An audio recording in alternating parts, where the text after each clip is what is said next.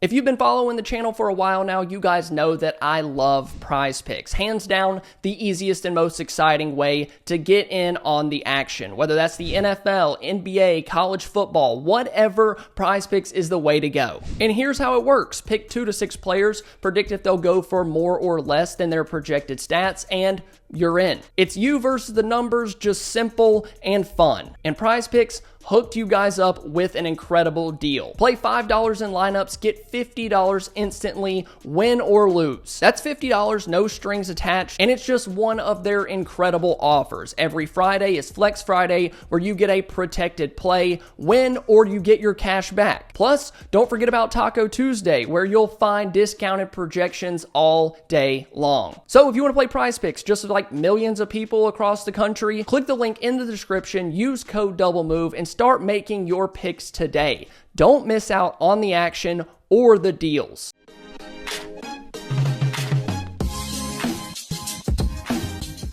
Today's star-studded prospects video, we're going to break down a running back because we all know by this point Dallas isn't going to sign someone in free agency, and if they do, it's going to be a 30-year-old Ezekiel Elliott averaging 3 yards per carry. Depending on what the Cowboys do in free agency, if anything, I still expect them to take a running back in this year's draft. Maybe the first, maybe the second, maybe the seventh, maybe the second and the seventh. Who really knows? I do have the feeling, though, that they will prioritize the position. And one of the more intriguing names for me so far through watching the film, looking at the advanced metrics, is Omarion Hampton. At 6 foot 220, he is ready-made to be an NFL running back. At Carolina, he played in 38 career games, had 5.7 yards per carry on 622 attempts. He had 36 rushing touchdowns to pair with 73 catches out of the backfield and another 635 receiving yards with 4 touchdowns. The college production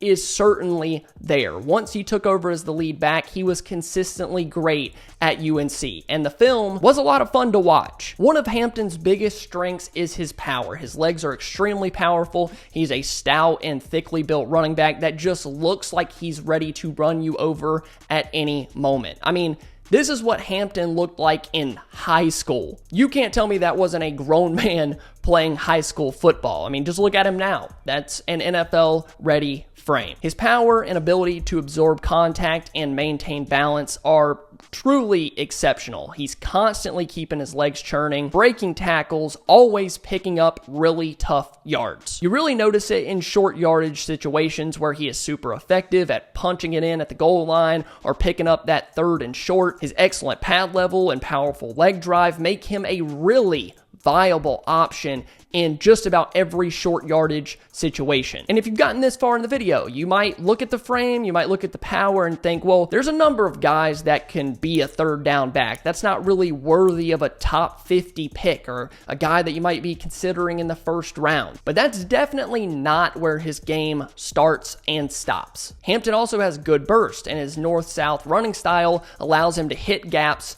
in a hurry. And while he's not a burner, he does have the awareness, the vision, and enough speed to challenge defenders' angles in the open field. Now, he wasn't constantly pulling away from guys, but he did have a couple of really big runs because of his ability to take advantage of poor angles and arm tackles. And at Carolina, they ran offense that I don't think really worked out all that well with his running style at certain points. He's not much of a, start, stop, agile type runner. I thought on tape he was much better when he was running out of the pistol, getting to the line of scrimmage with a little bit of head of steam, and then sticking his foot in the ground and getting north and south. Even if I don't think it worked all that well with his style, he still averaged 5.7 yards per carry, but what do I know? Another major strength is Hampton's ability to handle a heavy workload. We talked about it with Ashton Jeanty as well. Over his college career, Hampton established himself as an every down back, proving he can be a durable and reliable option over the course of a 250 carry season. So he's got the power, he's got the ability to carry the ball 250 times a season. He has some craftiness to being able to get angles on defenders, break off some big runs now and then. And at this point in the video, I don't think I need to say it. I like Hampton and how his skill set projects into the NFL. And despite his impressive skill set, there are a few areas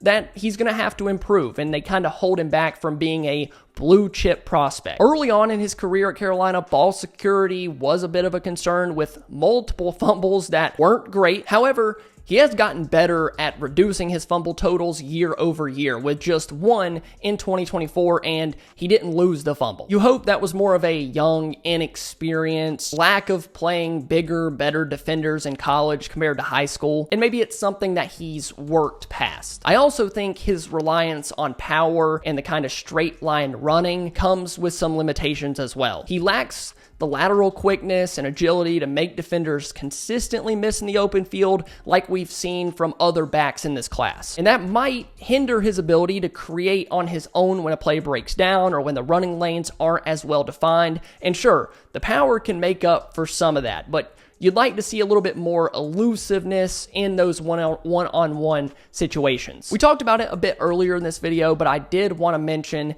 his lack of top-end speed. While I think he's certainly fast enough for the NFL, he isn't going to consistently pull away from guys. I wouldn't be surprised if he's a 4.5, 4.55 guy. Again, certainly not slow. He does win with his angles and vision a lot of the time, but in terms of just straight line speed, he's definitely not elite in that category. Overall, for me, Omarion Hampton projects as a late first-round pick, early second-rounder, and his NFL-ready frame and skill set make him an immediate contributor, especially for a team like the Cowboys. The ability to grind out tough yards, wear down defenses over the course of a game would give Dallas somebody that they've been desperately missing since Zeke's decline. Of course, he's not 2016 Ezekiel Elliott, but he is a tough, hard-hitting, wear-you-down type running back. I think he's somebody that could be a workhorse back for Dallas in year one. But where I really think you could get a ton of value out of him is to use him as a complement to a speedier,